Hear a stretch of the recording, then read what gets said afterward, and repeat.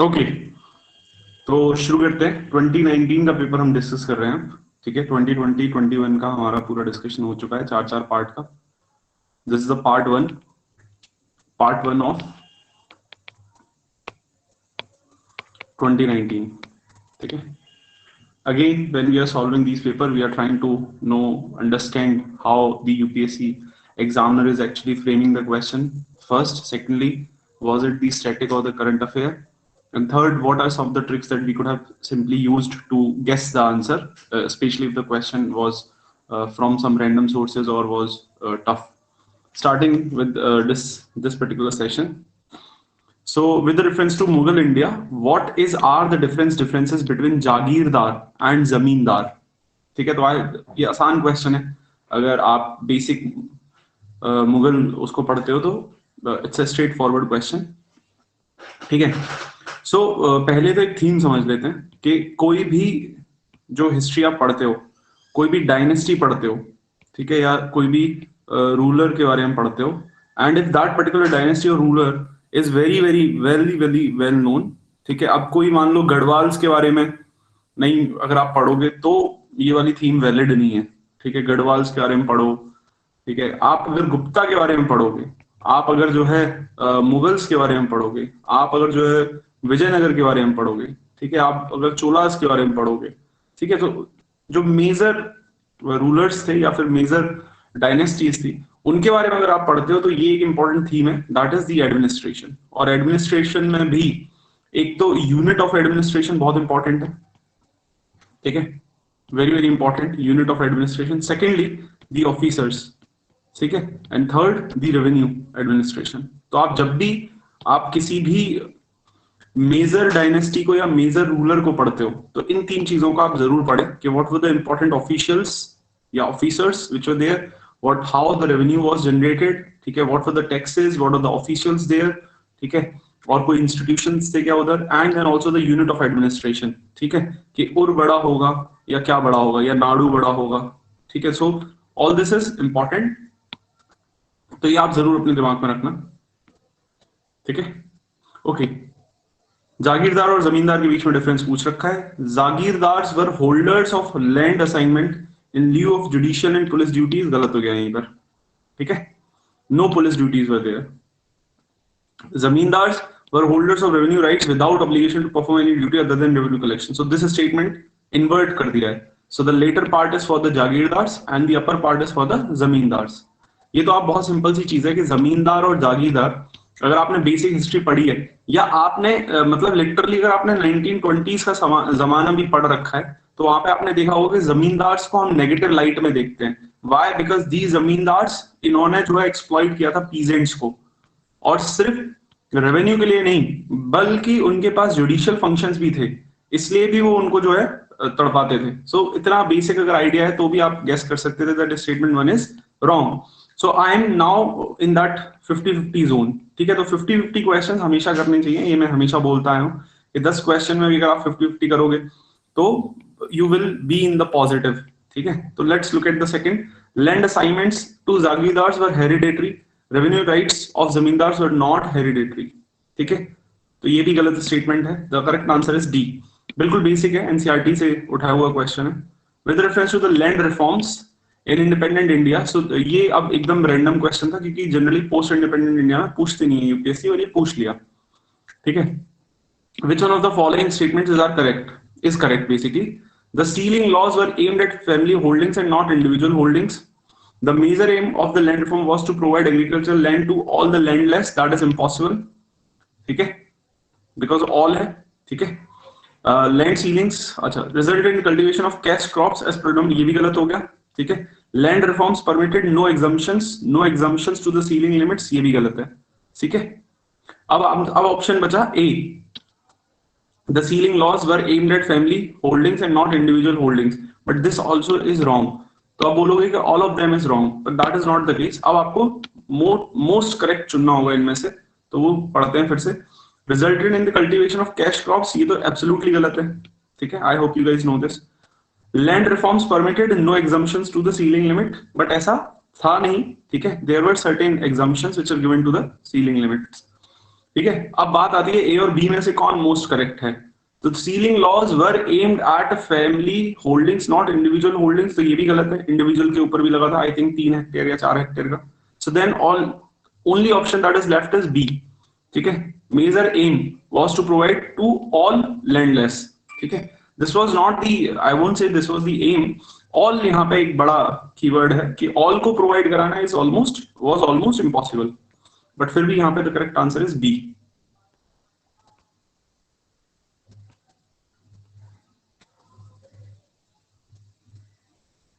Next, competitiveness report. तो ये तो इजी है, करंट अफेयर से साथ सीधा सीधा ये क्वेश्चन।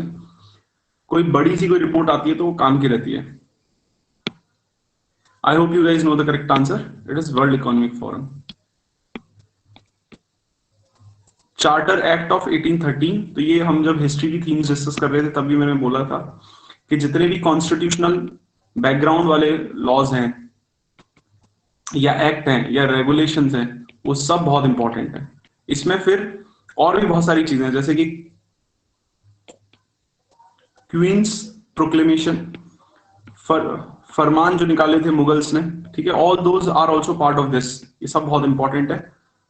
ठीक है, तो आप प्लीज इन्हें पढ़ें right from the 18th century till 20th century 21st century, जो भी जहां पे भी आपने ये all this is actually important. ठीक है, पूछती है यूपीएससी इनको हर साल बदल बदल के पूछती है। Charter act of 1813 it ended the trade monopoly of the East India Company in India except for trade in tea and trade with China। तो करेक्ट है ये statement, I hope you guys know this, एकदम easy question था ये तो, but अब नीचे की चीजों में फंसेंगे। It asserted the sovereignty of British Crown over the Indian territories held by the company। ठीक है, तो ये भी सही है, ये सीधा लक्ष्मीकांत में दे रखा है। The revenues of India were now controlled by the British parliament. अभी भी वो समय ऐसा नहीं आया था। ये कब होता है प्लीज ये भी पता करें आप, अगर आपको नहीं पता है तो। When did this particular thing happen? ठीक है, this was also the first time जब जो है sovereignty of the British crown को ज्यादा असर्ट किया गया था। All is given in Laxmikanth, so correct answer is A. It will happen very late actually, statement 3 ना बहुत लेट जाके होगा। Moving on, Swadeshi movement, it contributed to the revival of the indigenous arts and crafts and industries. Yes, बहुत सारी स्वदेशी movement के time में बहुत सारे वो यूनिट्स सेटअप किए गए थे, you know this I hope. Please इससे रिलेटेड एक करंट अफेयर भी था न्यूज में, तो वो भी आप पढ़ लें। ठीक है, खुद मेहनत करना सीखो। National council of education was established as part of this is also correct. ये this year you would see a question on swadeshi for sure. There would be a question on swadeshi in 2023, so please read that. Next is movement दे रखा है, organisation दे रखा है, leader आपसे पूछा है। So this is again as important theme history का, काफी इंपॉर्टेंट थीम है कि की ऑर्गेनाइजेशंस। स्पेशली जब हम थीम्स डिस्कस कर रहे थे तो मैंने बताया था कि जो ये होती है आपकी कांग्रेस, ठीक है, फ्रीडम स्ट्रगल में ये कांग्रेस है। तो ये जो इलाका बचा है फ्रीडम स्ट्रगल में ये नॉन कांग्रेस चीजें हैं, और आजकल यूपीएससी इसी इलाके से पूछ रही है। ठीक है, तो and all India anti untouchability league, all India किसान सभा, self respect movement. I feel that this is the easiest question you will see here. Mahatma Gandhi setup all India anti untouchability league कब सेटअप करी थी, कोई बता सकता है? जब उन्होंने हरिजन कैंपेन किया था। ठीक है, यस, हरिजन कैंपेन जब उन्होंने किया था। ऑल इंडिया किसान सभा वॉज स्वामी सहजानंद कब की थी, कोई बता सकता है? 1936। और सेल्फ रिस्पेक्ट मूवमेंट ईवीआर नाइकअप में कब की थी? 20s में। सो correct answer is D. Which one of the following is not a Harappan site? ठीक है, तो कोट दिजी is, शाउंदारो is, then Desalpur is, Sohgaura is not। ठीक है, सोहागोरा कॉपर प्लेट के लिए जाना जाता है, and this is a modern period site. ठीक है, पता करना कि what is the importance of Sohgaura copper plate inscription. यहाँ पे एक इंक्रिप्शन मिलता है कॉपर प्लेट के ऊपर, तो उसका हिस्टोरिकली क्या सिग्निफिकेंस है वो आप पता करें, that is very very important. Moving on, which of the following relief sculpture inscriptions is Ranya Ashoka, king of Ashoka, mentioned along with the stone portrait? So correct answer is Kangnahalli. तो उपिंदर सिंह में box के अंदर ये चीज दे रखी है, but this was also in the news, the Hindu में भी ये आ रखा था, इसलिए this question was asked. So this was I would से करंट अफेयर इंस्पायर्ड, क्योंकि आई डोंट अभी ठीक है, अभी 2020 21 में 22 में UPSC asking questions from Upinder Singh, वो अलग बात है, बट पहले तब नहीं पूछती थी 17 18 19 के टाइम में. तो I would say that this was a current affair inspired question. Answer is A. Also Ashoka के जितने भी इंक्रिप्शंस हैं all are very very important, and आपने देखा ही है कि this is an important theme. हर साल अशोका के ऊपर या इंक्रिप्शंस के ऊपर क्वेश्चन आ ही रहा है, अलग अलग फॉर्म में आ रहा है, बट इट इज कमिंग. तो आप एक दिन बैठ जाओ और जो है 2-3 पन्ने के नोट्स बना लो अशोका के ऊपर, उनको डेली रटो सुबह शाम. मूविंग ऑन, डिटिफिकेशन, स्पेलिंग अलग, deification of the Buddha, treading the path of Bodhisattva, image worship and rituals, Mahayana Buddhism के इनमें से क्या करेक्ट है? All of them are Mahayana Buddhism. तो महायान बुद्धिज्म, हीनयान बुद्धिज्म जो है पुराना बुद्धिज्म होता है, एल्डर्स का बुद्धिज्म होता है. एल्डर्स के बुद्धिज्म में क्या होता है कि they don't believe in rituals, ठीक है, they don't believe in god. Buddha as god नहीं मानते हैं, वो रिचुअल्स में नहीं मानते हैं. दे डोंट नीड आइडल्स, ठीक है. They are not open to admission of different people into Buddhist church, ठीक है. But Mahayan Buddhism, they came with a new energy. So these were the new people. They were radical in nature. So उन्होंने जो है बुद्धा को deity बनाया, बिल्कुल सही बात है. उन्होंने जो है यहाँ पे हीनयान बुद्धिज्म में you don't find bodhisattvas, because Hinayana Buddhism में सेल्फ, अपने आप हो, आप अपने आप क्या बनोगे? बुद्धा बनोगे, ठीक है. बुद्धा की शरण में जाके बुद्धा बनोगे, ये आप अचीव करते हो. महायान बुद्धिज्म क्या बोलता है कि हम जो है बुद्धा बने ना बने, पर हम दूसरों को बुद्धा बनाएंगे. सो बोधिसत्वास, जो दोज हु हेल्प अदर्स. तो आप कह सकते हो मोटे मोटे तौर पर कि रिलीजन जो है इन द ट्रू सेंस जो है that Buddhism became a religion under Mahayana Buddhists. Hinayana के अंडर तो it was still a philosophical thought, ठीक है. और वो सारे जो एक रिलीजन के अंदर एलिमेंट्स होते हैं वो सब महायान बुद्धिज्म के अंदर आए. So Buddhism is an important theme. अब तो रिपीटिशन हो रहा है, अब तो पीवाई क्यू अच्छे से सॉल्व कर जाओ, मेरे नोट्स हैं वो देख जाओ, बहुत बहुत ज्यादा डिटेल्ड है, ठीक है. उसके अलावा जो क्वेश्चन आएगा रैंडम ही आएगा, तो no need to go behind these things anymore. Reference to forced labour vishti in India, Gupta period में तो it was a forced labour vishti, उसके बारे में क्वेश्चन पूछ रखा है. It was considered a source of income for the state, a sort of tax paid by the people, ठीक है. करेक्ट पूछ रखा है, यही आंसर है इसका. वैसे और देख लेते हैं. इट वॉज टोटली एबसेंट, ऐसा तो कुछ होगा ही नहीं. The forced labourer was entitled to weekly wages, the eldest son of the labourer was sent as forced labourer, ऐसा कुछ नहीं था. इतनी डिटेल नहीं है हमारे पास, सिर्फ इतना पता था कि विस्टी एक फोर्स्ड लेबर का इंस्टीट्यूशन था जिसमें जो है आपको टैक्स के तौर पर आप यूज करते थे, ठीक है. और उनके कुछ राइट्स थे, लेकिन जो है वीकली पैसा मिलेगा, मंथली पैसा मिलेगा, या वेज कितना मिलेगा, ये सब उसमें दे नहीं रखा है. But they indeed had some rights, ठीक है, कि ह्यूमनली उनको जो है ट्रीट करोगे etcetera etcetera, given in the Upinder Singh. Anyways, building kalyan mandapa was a notable feature in the temple. अब देखो अगेन, ये आप चाहो तो थोड़ा सा इसको और इस पर रिसर्च कर लो, ठीक है, कि विस्टी के बारे में क्या रूल्स रेगुलेशंस थे, ठीक है. अब जैसे एक बार टीटीएस 22 डिस्कस करते समय मैंने बोला था कि स्लेवरी पे क्वेश्चन आएगा. इंडीड इट केम, बहुत डिफिकल्ट क्वेश्चन था, मेरा भी गलत हुआ, ठीक है, क्योंकि बहुत ही डिटेल क्वेश्चन था, बट स्टिल मैं 50-50 तक पहुंच गया था क्योंकि मैं पढ़ के गया. तो आप भी ऐसे कर लो कि विस्टी से रिलेटेड क्या क्या और था वो आप पढ़ लो एटलीस्ट, ठीक है. 4-5 चीजें थोड़ा सा दे रखा है एनसीईआरटी में, तो सिर्फ the keyword vishti is mentioned, but vishti के बारे में थोड़ा डिटेल पढ़ लो, ठीक है. तो क्या है कि कल को क्वेश्चन अगर आ सकता है which is likely to come, तो आप कुछ 50-50 तक तो पहुंच पाओगे, थोड़ा बहुत पढ़ पढ़ा के. नोट्स मत बनाओ, just read it online only. Building Kalyana mandapas was a notable feature in the time of Vijayanagara, ठीक है. सो विजयनगर को तो बहुत डिटेल में चाट के जाओ, मतलब यहाँ से क्वेश्चन आएगा ही आएगा. लास्ट ईयर भी फंडम was asked which was from Vijayanagar only. तो वही है कि अब लोग पता नहीं कौन कौन से उनको कर रहे हैं. अरे विजयनगर को बहुत अच्छे से करके जाओ, क्वेश्चन पक्का फंसेगा यहाँ से, ठीक है.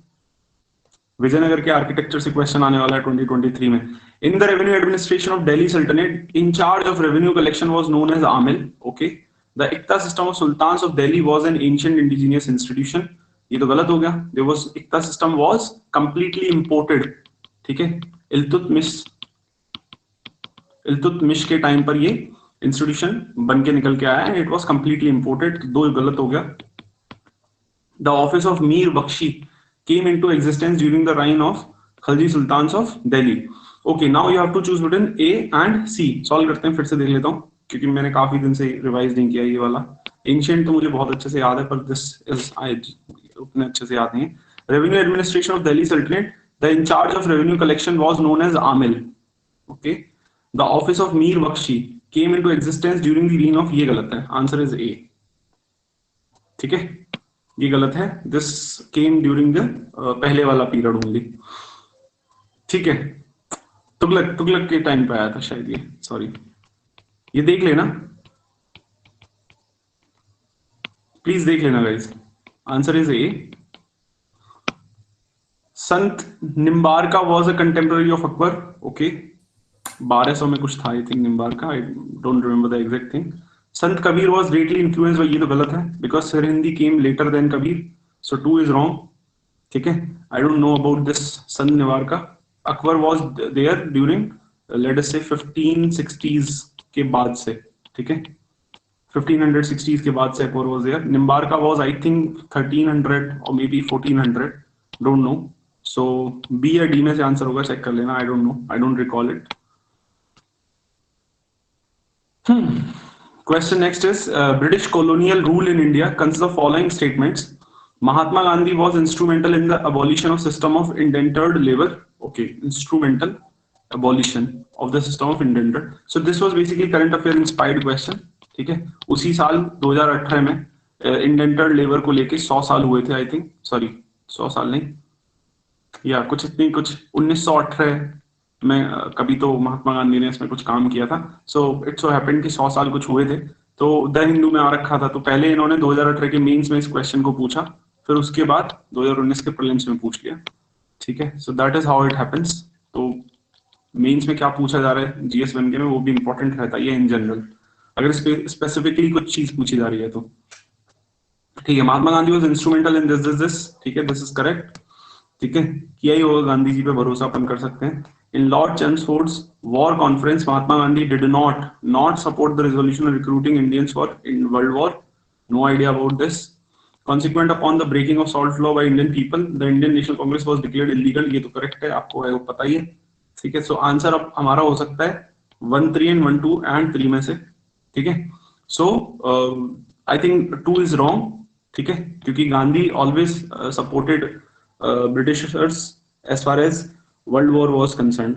वर्ल्ड वॉर 1 में भी उनको सपोर्ट किया था और 2 में भी सपोर्ट किया था। तो not supporting the resolution of recruiting Indians for world war is something that I don't understand कि ऐसा क्यों हुआ होगा, स्पेशली वो भी वर्ल्ड वॉर के दौरान। Gandhi always supported them. ऐसा ये लॉजिक भी लगा के तुम करेक्ट कर सकते हो इसको। पर्सन दे रखा है, पोजीशन हेल्ड, अगेन लीडर्स। ठीक है, और उनसे रिलेटेड ऑर्गेनाइजेशंस या एसोसिएशंस बहुत पूछ रही है यूपीएससी, और इसमें भी आप माइनस कर दो किसको, माइनस कर दो आईएनसी को। आईएनसी से रिलेटेड लोगों के बारे में, आईएनसी से रिलेटेड चीजों के बारे में यूपीएससी कम ही पूछ रही है आजकल, तो इसीलिए मैं कहता हूँ फ्रिंज टॉपिक्स बहुत पूछ रही है। ठीक है, okay. Tej Bahadur Sapru, I hope you guys know, Liberal Federation से रिलेटेड थे वो। यस एब्सोल्युटली, 1920s में ये काम हुआ था। ठीक है, I hope you guys know this. KC Neogy, member of Constituent Assembly, ये तो सबको पता ही होगा, आई होप। ठीक है, then PC Joshi, yes, Communist Party of India. All of them are given in your spectrum, answer is D. Let us look at question number 16। ठीक है, Miyan Tansen, why this particular question was asked, current affair inspired question था, the Hindu के article से उठाया था। Miyan Tansen, which of the following is not correct? Tansen was the title given by the Akbar, यही answer है इसका, A. It was not given by Akbar। जिनके यहाँ सबसे पहले काम करते थे उन्हीं ने इनको दिया था, तो पता लगाना किन्होंने दिया था। It is given in the Hindu article. ठीक है, वहां से आप पढ़ सकते हो।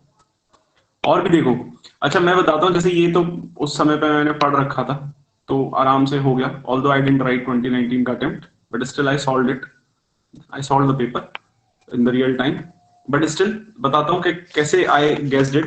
तो मैंने ऐसे सोचा कि जो भी गलत होगा इसमें, which of the following is not correct ना, तो एग्जामिनर ने उसको मैनिपुलेट किया होगा, क्योंकि उसको तो सारे के सारे करेक्ट आंसर्स मिले होंगे, उसके पास तो सारे करेक्ट स्टेटमेंट रहे होंगे, राइट?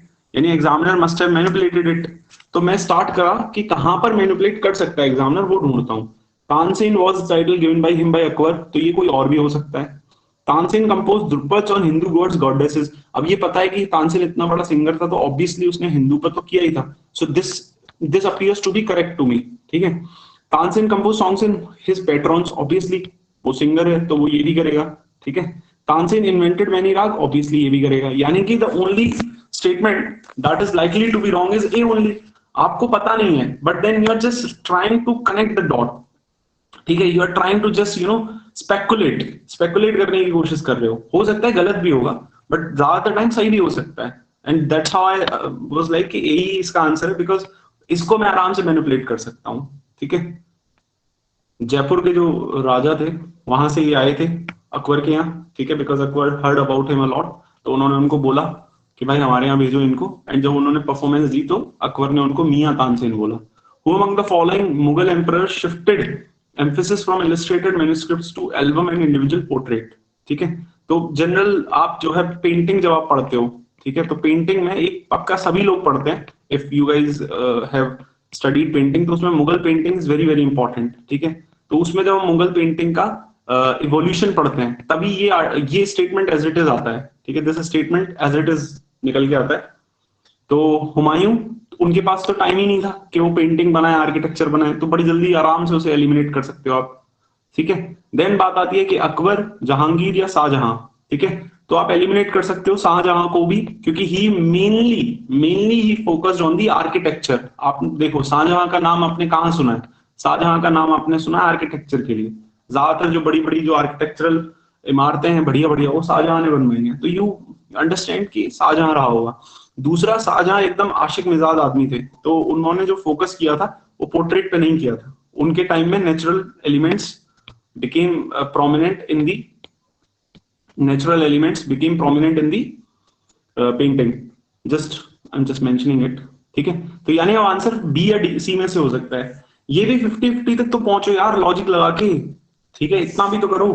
मैं ये नहीं बोल रहा कि तुमको आता नहीं है तो अटेम्प्ट ही मत करो, अगर देखो बिल्कुल ही गैस भी नहीं कर पा रहे हो, कोई लॉजिक भी नहीं लगा पा रहे हो, ठीक है, तो बात अलग है। बट ये जो कॉमन सेंस मैं बता रहा हूँ ये भी तो लगा के कोशिश कर सकते हो सकता है आप डी लगा दोगे, ये क्वेश्चन गलत हो जाएगा, पर 10 ऐसे क्वेश्चन में 50-50 में you will get in plus only. मतलब बहुत ही ज्यादा तुम्हारा दिन ही खराब है, तुम्हारी जिंदगी खराब है, तुम बर्बाद हो एकदम से, एकदम मतलब भोलेनाथ आपसे रूठ गए हैं, आपको बर्बाद करने पे शनि तुम्हारे पीछे पड़ गया, तभी तुम बर्बाद हो गए एकदम, ठीक है। वरना तो मैं मानता हूं कि 50-50 में एटलीस्ट 50-50 तो होगा, ठीक है, कि 5 गलत होंगे 5 सही होंगे, but this is also something जो हमको प्लस में मार्क्स देगा, ठीक है। अगर 5 मेरे गलत भी हुए और 5 मेरे सही हुए तो still I be getting plus.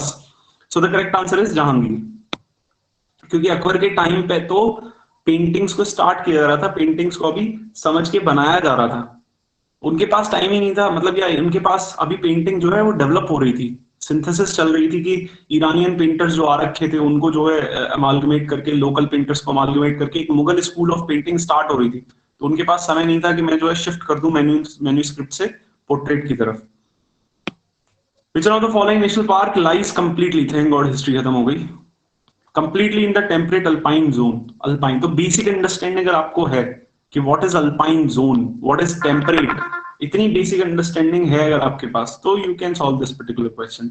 अगर ये अंडरस्टैंडिंग भी नहीं है तो आई कांट हेल्प यू, ठीक है, कि ये इंडिया का मैप है और इंडिया के मैप में, गाइस मेरे को ट्रोल मत करना खराब मैप के लिए प्लीज, कर भी लोगे तो क्या उखाड़ लोगे, ठीक है। और ये भी अपना ही हिस्सा है, ऐसी कोई बात नहीं है, इंशाल्लाह फतेह होगी हमारी, इसे भी अपन लेके आएंगे। सो टेम्परेट अल्पाइन कहाँ लाई करेगा कि भाई यहाँ पर जो है हमारा 21 के आसपास का है, यानी यहाँ कहीं टेम्परेट अल्पाइन होना चाहिए, ठीक है, ये भी अपना ही है गाइस, सॉरी सब अपना है, ठीक है। तो अब इसमें सर्च करो तुम कि कौन सा इस एरिया में कौन सा हो सकता है, ठीक है।